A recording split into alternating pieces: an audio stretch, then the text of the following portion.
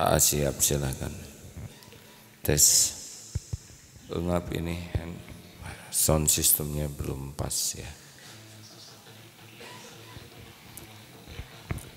Waalaikumsalam warahmatullahi wabarakatuh. Alhamdulillahirabbil. Terima kasih. Assalamualaikum warahmatullahi wabarakatuh. Alhamdulillahirabbil alamin. Alhamdulillahilladzi anzala as-sakinah fi qulubil mu'minin liyazdadu imanan ma'a imanihim. Allahumma salli ala sayyidina Muhammad wa ala alihi wa ashabihi ajma'in. Semoga Allah mengaruniakan kepada kita qalbun salim, hati yang bersih, hati yang sehat, hati yang selamat. Qalbun salim itu hati yang selamat dari kemusyrikan, hati yang selamat dari kemunafikan, hati yang selamat dari kefasikan. Karena ternyata yang berjumpa dengan Allah Subhanahu wa taala kelak bukan yang hebat amalnya saja, tapi yang berjumpa itu ternyata yang paling bersih hatinya.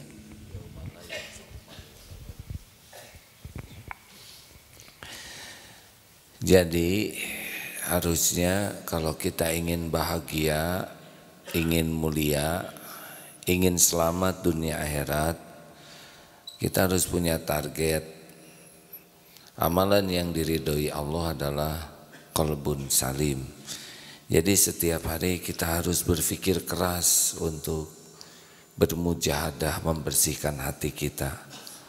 A'udzubillahi minasyaitonirrajim. Qad aflaha man zakaha wa qad khaba man dassaha. Amat sangat beruntung orang yang mensucikan jiwanya, merugi yang mengotorinya. Jadi jangan ukur untung hanya dengan ukuran duniawi, tidak ada apa-apanya. Tapi keuntungan kita adalah kalau dari hari ke hari hati kita semakin bersih. Kejadian demi kejadian semakin membersihkan hati kita. Episode demi episode menjadi bersih. Apa artinya pangkat naik, hati jadi sombong? Apa artinya di wisuda kuliah dapat gelar tapi hati jadi ujub? Apa artinya semakin terkenal tapi hati jadi ria? Jadi hati-hati pertumbuhan kita. Man kana yaumuhu khairan min amsihi fahuwa rabihun. Barang siapa yang hari ini lebih baik dari hari kemarin, dialah orang yang beruntung. Nah, yang lebih baik itu adalah yang makin bersih hatinya, sehingga sekecil apapun amalnya diterima. Surat Asy-Syu'ara ayat 88 sampai 89. 88 sampai 89. Bagi yang ingin berjumpa dengan Allah, ini dalil diantaranya. Silakan. A'udzu billahi minasy syaithanir rajim. Bismillahirrahmanirrahim. Yauma la yanfa'u malun wala banun illa man atallaha biqalbin salim. Yaitu pada hari ketika harta dan anak-anak tidak berguna kecuali orang-orang yang menghadap Allah dengan hati yang bersih.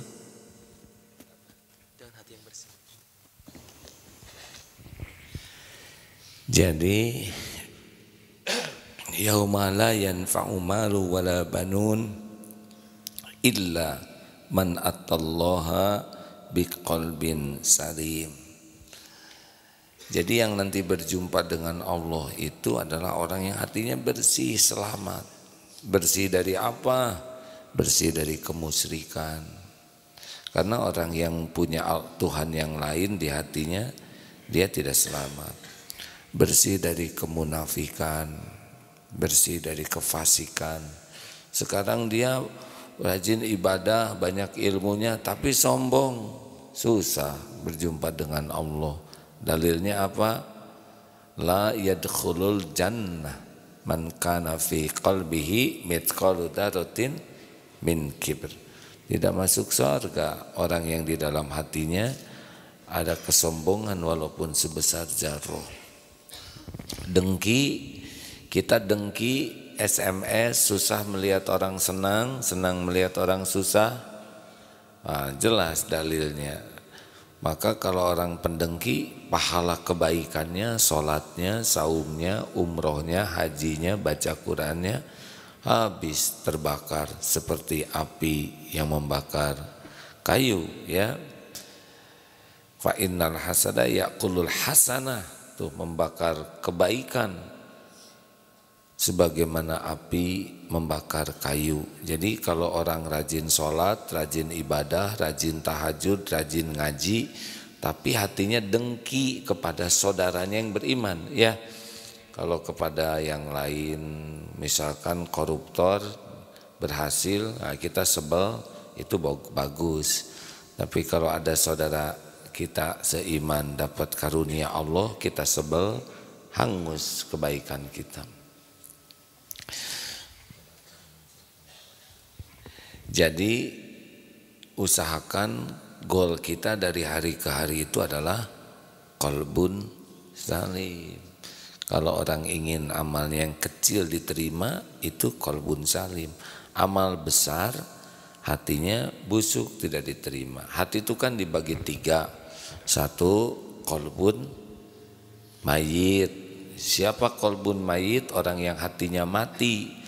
Baik buruk ditentukan oleh nafsu, bukan oleh nurani. Kata nafsu pukul, pukul. Kata nafsu gigit, gigit. Pokoknya orang yang qalbun mayit, dia sudah tidak punya nilai kemanusiaan lagi. Nah bahayanya apa? Kalau binatang berbuat hanya insting, tapi kalau mati, manusia yang mati hatinya, dia jahatnya pakai akal. Bisa lebih jahat dari apapun. Nauzubillah. Yang kedua, qalbun marid, yaitu hati yang sakit. Seperti apa ya hati yang sakit? Ya kalau badan sakit aja nggak enak. Ya coba teman-teman semua bayangkan kalau kepala kita migrain, enak tidak? Terus telinga mendengung, hidung mampet, bagaimana? Seger tidak? Belum selesai, gusi bengkak, ya, gigi goyang, dan lidah sariawan berat, serta tenggorokan radang. Kira-kira nikmat tidak hidupnya begitu? Belum selesai. Sesek napas, kemudian kaligata, kolesterol naik, dan asam urat, serta ambeien, dan keseleo. Bayangkan ada. Dan plus rombehen. Gimana, bahagia tidak? Tidak. Badan sakit itu sudah sengsara. Kalau menderita di badan, di hati. Lihat yang patah hati, badannya sehat, hatinya patah, menderita tidak? Oh, pedas itu hatinya. Ada yang paru-parunya sehat, tapi dia nyesek aja. Yaitu ketika dia jatuh cinta ke seseorang dan seseorang itu jatuh cinta kepada temannya. Oh, pedesan ini. Ini memang harum manis, tosep. Nah hadirin, kalau badan sakit aja udah menderita, apalagi yang komplikasi hatinya sakit, ya kan? Waduh, menderitanya itu mah gak bisa diobatin dengan obat biasa. Ada yang badannya sakit, tapi hatinya sehat. Dulu jamaah kita yang menyimak radio ini, Bu Soni, semoga almarhumah Bu Soni, beliau cuci darah. Rajin telepon kalau pagi-pagi. Jam 2, setengah 3 rajin miss call ngebangunkan tahajud. Kalau sudah cuci darah beliau ceria, nanti dalam beberapa hari lagi redup. Tapi tidak ada keluh kesah. Duh, saya ini masih ingat Bu Soni, para pendengar. Beliau rajin telepon, jadi kita terkenang aja. Suatu saat jam pagi miss call, jam 9 telepon lagi. Loh, kok 2 kali hari ini Bu Soni? Rupanya yang pagi asli Bu Soni miss call, yang jam 9 anaknya, karena Bu Soninya wafat pagi-pagi. Nah, tapi beliau tidak mengeluh walaupun sudah lemas gitu, tidak berdaya. Walaupun kiri kanannya meninggal bergiliran. Mudah-mudahan hatinya sehat walaupun badannya sakit. Jadi maaf ya, orang-orang yang tidak punya kesibukan membersihkan hati, dia tidak punya kebahagiaan, tidak punya ketenangan, tidak punya kemuliaan yang asli. Ngarang aja.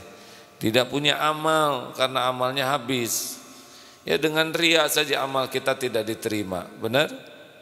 Dengan dengki amal kita terbakar habis. Makanya model-model kita yang sedikit amalnya harus goalnya adalah qalbun salim.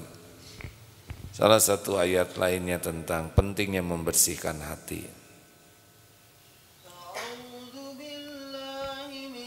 الشيطان الرجيم بسم الله الرحمن الرحيم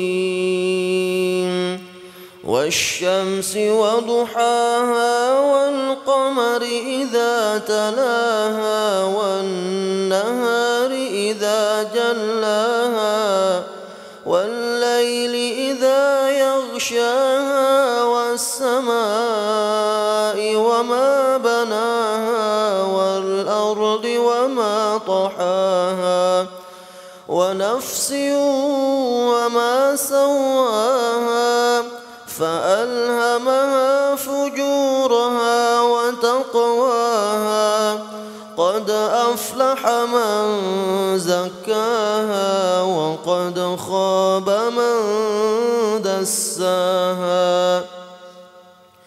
Demi matahari dan sinarnya pada pagi hari, demi bulan apabila mengiringinya, demi siang apabila menampakkannya, demi malam apabila menutupinya gelap gulita, demi langit serta pembinaannya yang menakjubkan, demi bumi serta penghamparannya, demi jiwa serta penyempurnaan ciptaannya, maka dia mengilhamkan kepadanya jalan kejahatan dan ketakwaannya. Sungguh beruntung orang yang menyucikan jiwa itu, dan sungguh rugi orang yang mengotorinya. Coba ini, Allah sampai bersumpah berkali-kali, tidak ada sumpah sebanyak ini kecuali untuk menegaskan tentang qad aflaha man zakaha wa qad khaba man dassaha. Demi sebentar, ini faktor U ya, faktor umur, mana hurufnya? Masya Allah, ini surat Asy-Syams ya, dari awal.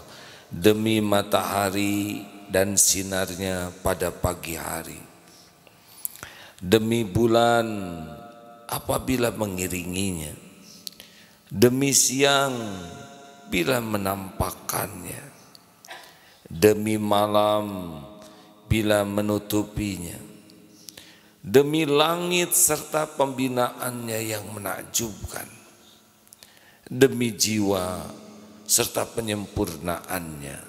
7 sumpah Allah ya. Maka dia ilhamkan, fa'alhamaha fujuraha wa taqwaha. Dia Allah ilhamkan kepadanya kefasikan dan ketakwaannya. Kejahatan dan ketakwaan diilhamkan di sini, pilihan untuk berbuat buruk atau berbuat baik. Qad aflaha man zakaha wa qad khaba man dassaha. Sungguh beruntung orang yang mensucikan jiwa itu, dan sungguh merugi orang yang mengotorinya. Sudah, ini sudah jelas di sini. Tidak ada lagi yang paling prioritas dalam hidup kita. Yang ingin beruntung adalah mensucikan jiwa. Bisnis jangan ngotorin hati, ya. Banyak pedagang lain di kiri kanan kita, tidak apa-apa, itu hamba Allah juga. Yang bagikan rezekinya juga sama, hanya Allah. Benar? Tidak usah takut rezeki kita pindah ke teman. Tidak usah risau. Harus bersih hati. Bahkan kalau bisa, kalau saudara sudah laku 9 dan teman saudara belum laku, sudah, Bu, beli ke sana aja. Sama-sama ini madu buatan Darut Tauhid. Begitulah. Enak begitu, adik. Ini semasjid nggak boleh ada kotor-kotor hati. Tiap ke masjid harus bersih hati. Menghafal Quran untuk membersihkan hati. Jangan sampai menghafal Quran jadi kotor hati. Ingin pamer jumlah hafalan, ingin kedengaran indah suaranya, ingin dikagumi orang, ya itu jadi kotor hati. Toh suara makin indah, hafalan makin banyak, itu karunia. Tapi jangan jadi kotor hati. Bisnis jangan kotor hati, berumah tangga jangan kotor hati. Di rumah tangga itu pasti ada kelebihan dan kekurangan. Kelebihan pendamping hidupnya disyukuri, kekurangan pendamping hidupnya dibantu, diperbaiki dengan sabar. Masya Allah. Ayo di jalan naik angkot jangan kotor hati, ya. Pas duduk di depan ternyata ada yang sedang dipangku, nggak pakai pakaian. Saya sudah diperhatikan, oh kucing, ya. Saudara mikir apa? Saya mikir kucing dari awal juga, ya. Ini sedang olahraga rihlah, menyusuri sawah, lereng, ya, cross country. Pas lihat ke sungai, ada yang sedang mandi, enggak berpakaian, ya apa, kerbau, ya gitu, yang ringan-ringan, hadirin, ya. Jangan kotor hati, hadirin. Pendek kata, kalau pegang handphone juga jangan sampai ngotorin hati. Ingat, setiap maksiat itu jadi noda di hati kita. Cepat palingkan, astagfirullah. Pasti enak menurut nafsu, ini cenderung ngotorin hati. Begitulah kita punya target. Nanti pas duhur, apa saja yang hari ini ngotorin. Oh, saya ngomong sombong, tadi berlebihan, ada gurau yang tidak perlu, astagfirullah. Oh, tadi ditambah-tambah, astagfirullahaladzim. Oh, tadi begini mata, astagfirullah, astagfirullah, astagfirullah. Mata nggak kejaga, telinga, astagfirullahaladzim. Pikiran, astagfirullahaladzim. Jadi minta ampun ke Allah tuh mendilet lagi yang ngotorin. Jelas, hadirin? Bayangin kalau enggak pernah didilet, enggak pernah dihapus, seperti apa? Masuk nanti kita ke kolbun marid, ya. Maridnya juga marid kronis, ya. Nah, makanya mulai sekarang harus jelas target hidup kita. Ini ngebersihin hati, ngotorin hati. Ini ngebersihin hati, ngotorin hati. Ini arisan, ngebersihin hati, ngotorin hati. Nah, yang penting menang terus ulang, ya. Ini arisan namanya arisan kolbun salim. Jadi pas kumpul teh semua istighfar, astagfirullahaladzim, astagfirullahaladzim, subhanallah wa bihamdi, subhanallahil azim, astagfirullah. Sambil dikocok teh mungkin, ya, saya nggak ikut arisan, astagfirullah saya menang, saya sedekahkan seluruhnya. Wah, udah ini top lah, ya. Jadi ini arisan itu seorang masing-masing 1 juta, yang menang 10 juta disedekahkan semuanya. Waduh, mau ngiluan ah. Hadirin sekalian, Mari kita terus pikirkan bagaimana memiliki hati yang bersih. Mau tahu supaya hatinya cepat bersih? Mau tahu tidak? Fadhkurullaha katsiran la'allakum tuflihun. Zikir sebanyak-banyaknya. Sebab kalau hati dipenuhi oleh zikrullah, maka selain Allah tidak berdaya.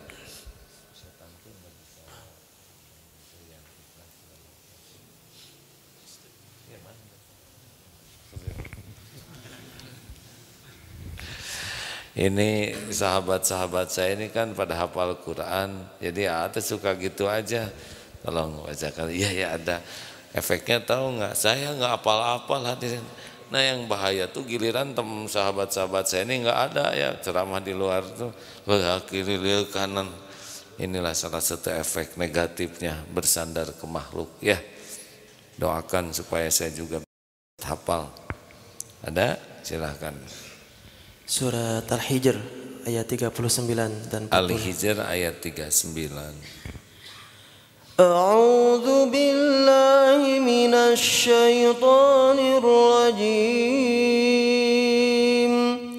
بسم الله الرحمن الرحيم قال رب بما أغويتني لأزينن لهم في الأرض ولأغوينهم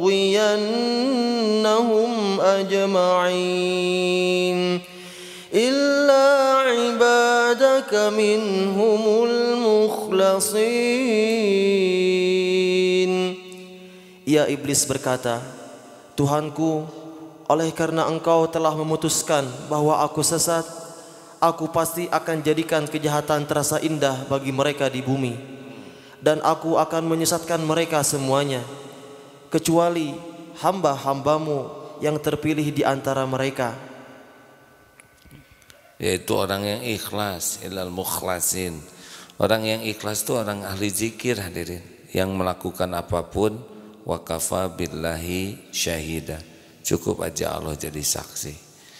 Nah, orang-orang yang sibuk dengan ingat ke Allah gini, fadhkuruni adzkurkum, maka ingatlah padaku, aku ingat padamu. Setan itu nggak ada apa-apanya tuh. Kalau dia disuruh diam oleh Allah, diamlah. Karena setan kan ciptaan Allah Subhanahu wa taala. Dia cuma bisa ngebisikin supaya kita lupa ke Allah. Seperti tadi sholat subuh ya. Kan setan tuh wah sibuk sekali. Apa aja dimasukin ke pikiran kita. Ya bisanya cuma begitu aja. Kesalahan kita adalah mengikuti apa yang dia bisiki. Sekarang kita lawan, misal tadi ya, kita mau fokus ke bacaan kita, udah dia nggak bisa apa-apa. Tadi misalkan tahajud, setan kan pasti ngebisikin pas mau bangun, sudahlah tunggulah dikit lagi supaya jarum panjangnya pas di angka 12, nanggung ini jam 3 pas aja. Itulah saja nanti pas jam angka 12, tapi kenapa jarum pendeknya angka 6 ya. Nanti kalau udah bangun lihat dulu HP, bisa ada berita penting gawat darurat, siapa tuh ada penyerangan nuklir ya. Nanti lihat HP, coba berita terbaru apa, jangan-jangan terjadi banjir, terus dibuka, ini apa nih yang menarik, telah terjadi pelecehan, oh apa nih pelecehan, langsung dibaca, habis aja waktu tahajud. Atau mau ke toilet, tahan, jangan dulu ke toilet, dingin, tenangkan diri ya, luruskan badan, berbaring. Tadi kan miringnya ke kiri terus, sekarang ke kanan coba, terus les, jam 6 lagi, begitu. Nanti kalau pas udah sholat, udah wudhu, jangan panjang-panjang, bacaan yang pendek, ina atau ina lagi, terus lagi sholat juga gesit atuh, sing tangkas, kamu kan terlatih. Terus yang pendek, baru juga selesai 2 rakaat berbaring dulu, tenangkan jiwa ya, berbaring les lagi. Terus ngehalangan mau ke masjid, tenanglah, masjid kan udah sering kita di saf pertama, sekali-kali saf terakhir dong, mengalah demi kesejahteraan orang lain. Terus gitu. Di toilet tenang, di toilet sing lami, sing bersih. Jadi lambat aja semua kebaikan tuh. Nah kita mah ikut Sekarang kalau kita lawan, nggak bisa apa-apa dia. Jangan ke masjid deh, masjid. Udah dia, paling dia ikut ya. Nah kalau kitanya terus berzikir, dia tuh jadi ngempesin tuh. Jadi setan tuh nggak bisa apa-apa kalau kita zikrullah. Makanya setan itu berjaya kalau nafsu kita manjakan, tapi kalau nafsunya kita taklukkan, syahwat, nafsu, udah dia nggak berdaya. Begitu. Sudah hadir Ustadz Mulyadi belum? Alhamdulillah. Rekan-rekan mohon doa nih. Sekarang jam 5:30 ini bagian pelajar dengan SMK. Bagi Bapak Ibu di Darut Tauhid ini ada beberapa sekolah. Ada SMP, putra putri ada ya, yang akhwat di sini di Geger Kalong, yang ikhwan di Eko Pesantren, khusus ikhwan. Jadi misah. Kemudian ada SMA juga putra putri. Putri ini baru tahun sekarang, khusus untuk akhwat baru dibuka. SMA ikhwan insya Allah tahun ini sudah meluluskan, sudah penuh yang ikhwan. Kemudian ada SMK untuk putra, SMK untuk putri hadirin ya. Jadi kalau SMK sekolah menengah kejuruan ini tentang TKJ ya. Kalau untuk akhwat tentang angkutan ya. Jadi nantinya jadi ahli angkutansi ya. Selebihnya kalau mau daftar yang akhwat ini masih ada peluang. Bagaimana kalau saya sudah tua masih mau pesantren? Bisa, namanya program masa keemasan. Itu usia 45 tahun ke atas. Tapi saya masuk SMK, jangan ya, nanti jadi raja di sana nggak boleh. Itu 40 hari lamanya. Saya sih ini tamat kuliah atau saya mau cuti dulu yang sebulan, ada enggak? Ada, namanya daurah qalbiyah. Itu untuk membersihkan hati sebulan. Saya mah pengen wirausaha nih, selesai kuliah, tamat SMA, mau bisnis, ada namanya APW, akhlak plus wirausaha. Itu yang misalnya kuning-kuning. Saya ini ingin tenang, tidak ada gangguan apa-apa, saya ingin itu ada namanya penitipan bayi ya di sana yang main. Kenapa? Enggak apa-apa, hadirin kan nungguin bayi gitu. Ada PAUD, ada TK, ada yang belum ada di Darut Tauhid itu SD dan kampus ya. Pelatihan mulai dari pelatihan pensiun menjelang persiapan pensiun. Tahun kemarin 18.000 yang diwisuda di Darut Tauhid. Itu mungkin ini sekolah pesantren yang paling sering mewisuda ya. Gak apa-apa. Yang paling penting semua menjadi lebih baik. Plus Baitul Quran ya. Ada sekarang diwisuda lagi ya. Asa cikeneh ngewisudaan. Sebulan sekali diwisuda. Ini adalah yang program Daurah Tahsin. Ya 1 bulan, 10 hari.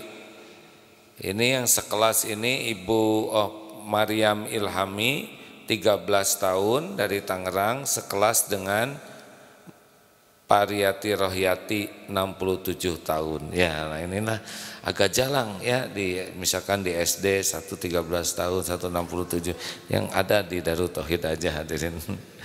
Sekelas beda umur. Kepada saudara-saudaraku di Australia, just waiting for me ya.